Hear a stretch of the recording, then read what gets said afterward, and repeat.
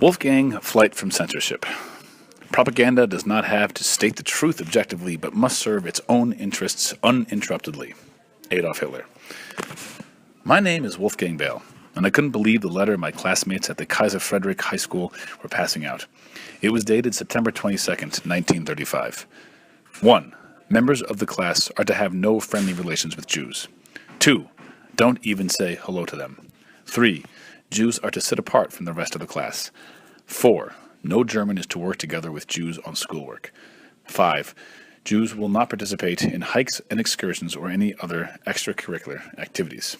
It was signed by 6 members of the class who were already always strutting around in Hitler Youth uniforms: Grimm, Schultz, Weinog, Czarnecki, Boss, and Müller-Gierlich.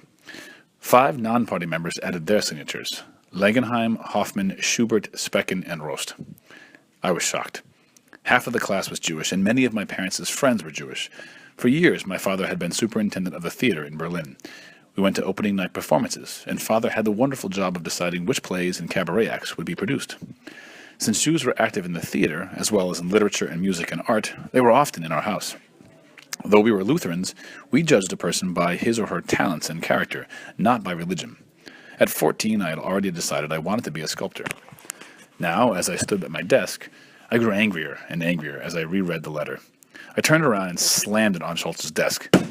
"Who in the hell do you think you are?" Everyone knew that the Jewish students were the best in the class. Schultz stood up. Though he was only 15, he was a good 6 inches taller than I. "Shut up, you white Jew." He and his friends had been furious when I had refused to join the Hitler Youth. "You're not a real German," he said, pushing me to the floor. I jumped up and punched him in the nose. When he tried to hit back, I ducked and jabbed him in the stomach. He fell down. Then Weinog jumped me. I dug my elbow in his groin. He had let go, and I dashed out of the room and hightailed it for home. I had picked a fight with the son of a party leader. I was in real trouble. As soon as I blurted out my story, Mother took out my rucksack. "What you did was right, but the police will be here any minute. You've got to leave Berlin." Within an hour, I was on a train to the country. Friends of my parents took me in, and I was kept busy making wood carvings. A few months later, Father wrote, "It's safe to come back. The SS is busy with bigger fish. Since you can't return to high school, I've arranged for you to study secretly at the Academy of Fine Arts. Otto Hitzberger will be taking you to his studio as an unregistered student." Otto Hitzberger was a wonderful teacher and storyteller. As he worked on a wood carving of Christ on the cross, he enlivened my lessons with tales of hunting seals in the Arctic and life as a German colonist in Africa. Since I was not registered, I didn't have to join the Nazis' student Bund, although everyone registered at the school had to join the Bund. Otherwise, they couldn't go to art school. It was the same thing for those enrolled in the university or music school. On weekends, while the other students marched in Nazi parades, I went sailing on Lake Wannsee. I was joined by my Jewish friends and one non-Jewish friend. The Jewish students had been kicked out of high school because of their religion, and most were trying to get visas to leave Germany.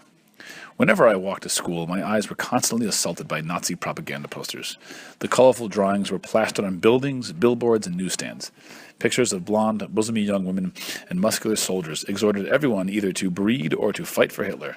One of the posters showed Jews as evil, greedy hunchbacks. For me, the art school became an island of sanity in the midst of insanity. Somehow, the professors were left alone to produce whatever kind of art they pleased. Then, in 1937, the Nazis stripped the Jewish museums of all so-called degenerate art. Pictures and sculptures by German expressionists, the Dutch painter Van Gogh, and all Jewish painters vanished from the gallery walls. Though he was not Jewish, Otto Hitzberger's Christ on the Cross was confiscated. Together, we sat in the studio, mourning the Nazi barbarism. As a warning on what not to paint, the Nazis held an exhibition of the seized paintings in Munich. The exhibition was called Degenerate Art. Like thousands of others, I went to Munich to say goodbye to the pictures and sculptures I had admired. I stayed up late the night before working on a wood carving. Since my parents were on vacation, I didn't bother to turn on the radio. Early the next morning, I left the apartment. As I came out of the building, an ominous silence hung over the Kurfürstendamm, the most fashionable street in Berlin. People stood in clusters, silent. I stared at the shops owned by Jews. The windows had been shattered and broken glass covered the sidewalks. The shops were empty of goods. I crossed to the other side of the Kurfürstendamm and gaped at the gutted, still smoldering synagogue. "What happened?" I asked a man who stood by nearby. He shook his head and walked away. I bought a newspaper and read the headlines. "Spontaneous riots sweep Germany. Jews get what they deserve." As I read, the details of the nationwide action against the Jews seemed unreal. The Nazis had rounded up thousands of Jewish men in addition to destroying synagogues and shops. My God, I thought, our friends are in danger. I ran home and began to call my parents as Jewish friends. "This is Wolfgang. Come to our apartment. My parents aren't home, but you'll be safe here." I hung up and dialed a former classmate. His mother started to cry. "He was arrested last night. I don't know why." That afternoon, 14 friends crowded into our apartment. I went out into the street and bought food. "Look, I'll check your apartments every day. When it's safe, you can leave." A few days later, everything had died down. Our friends returned to their homes. Crystal Night was a warning to Jews and to anyone else who would not go along with the Nazis. With my big mouth, I had to escape. As soon as it was warm enough, I would paddle my kayak across the Baltic Sea to Norway. My parents and I agreed I should wait until May. In April, I received a letter that read, "Wolfgang Behl is to report for a physical examination prior to induction into the army. Heil Hitler." There was no escape.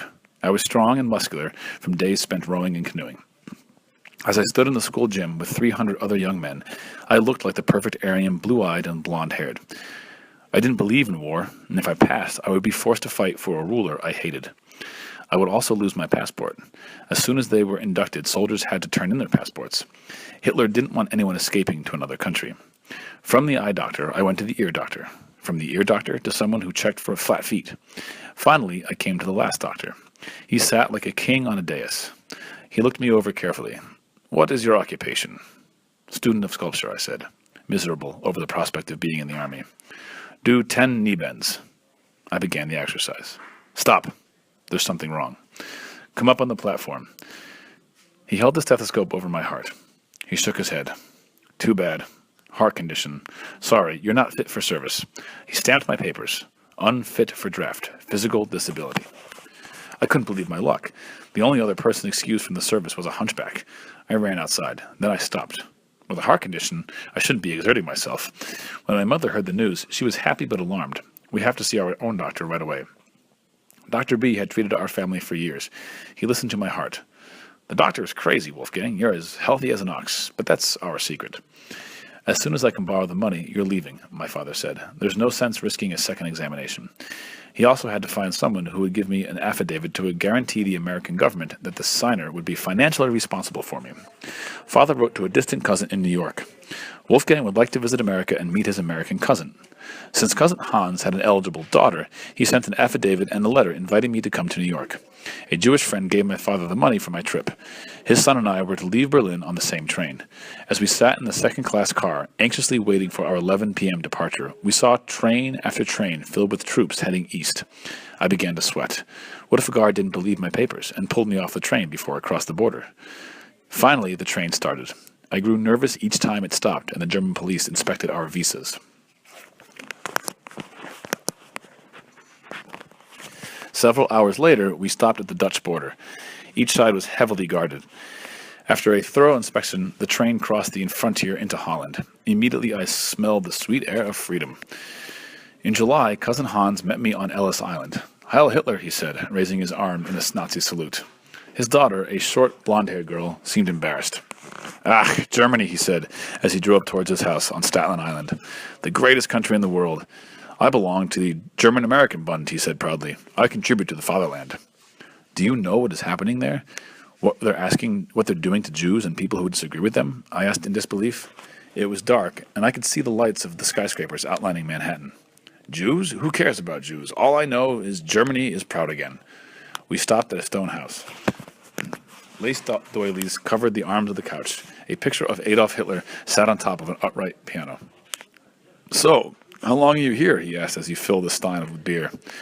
"Permanently. I want to continue my education. There wasn't too much opportunity for a sculptor in Germany. You could only work on certain kinds of sculpture. A strong boy like you should fight for the Fuhrer." That night, I couldn't sleep. I had gone from Nazism to Nazism. Cousin Hans had signed an affidavit for me. How long could I hold my tongue? For 6 weeks, I tried politely but firmly to tell him what was happening in Germany. One morning, before I could take a sip of coffee, he pointed his finger at me. "You're a draft dodger, that's what you are, and I won't support anyone who doesn't support the Fuhrer." I had to stall until I could make some arrangements. But it is difficult to get return passage. Besides, I don't have any money for a ticket. "I'll give you $10 a week for 4 weeks. After that, I'll revoke your affidavit." The government will ship you back to Germany. Heil Hitler. He left for work. His daughter tried to be helpful. Why don't you go to the Christian Relief Agency? Maybe they can help you. I had already talked with some friends who'd fled to New York a few years earlier. After I rented a room in Brooklyn Heights, I took the subway to the American Academy of Art. Do you want a job? A professor asked. We need someone to make paper masks for the Ballet Russe de Monte Carlo. You bet. Not only did I need money, but I would be with other artists. That evening, I went to the Christian Relief Service. Here's a list of people who might help, but an awful lot of people have approached them. Good luck, the receptionist said. There were over hundreds of names on that list. Each day, I knocked on at least one door, but no one asked to take a chance on a struggling art student. Germany had just invaded Poland. I couldn't return to Germany. What could I do? Finally, someone gave me the name of George Gordon Battle, a prominent lawyer. He was on the phone when his secretary ushered me into his corner office. I sat quietly in the chair and stared at the window of the bay from the skyscraper. His desk, which was at least 10 feet long, was covered with piles of papers. His second telephone rang. Just a minute, he said to the person on the other line. He looked at me. What can I do for you? My name is Wolfgang Behl. I'm an art student. I want to stay in this country, and I need someone to sign an affidavit for me. I'll work very hard, and I won't become a responsibility. I'm very talented, I added, thinking how ridiculous my recitation sounded. I had said it so often, I had it down to 30 seconds. Mr. Battle nodded. Leave your address with my secretary. We'll be in touch. I walked out of there, devastated. Visions of returning to Germany made it hard for me to concentrate as I walked toward the subway. I was alone and without friends. What could I do? The next morning, someone banged on the door. Telegram for Wolfgang Behl. I opened it. It was from George Gordon Battle, and I read, Come to my office at 10 a.m., and I'll arrange an affidavit. My parents were overjoyed when I wrote to them. Father wrote to a member of the Academy of Art who had emigrated to the United States. The man arranged for the Institute of International Education to give me a fellowship to the Rhode Island School of Design. As I stepped off the train in Providence, Rhode Island, I was at last free to become a sculptor. For many years, Wolfgang Behl taught sculpture at the University of Hartford Art School. He retired as a professor emeritus. He and his wife, Lula Marie, spent their summers in Hartford and their winters in Portugal. Their daughter, Elizabeth, is a hydrologist. After the war, his father served as an expert witness at the Nuremberg trials.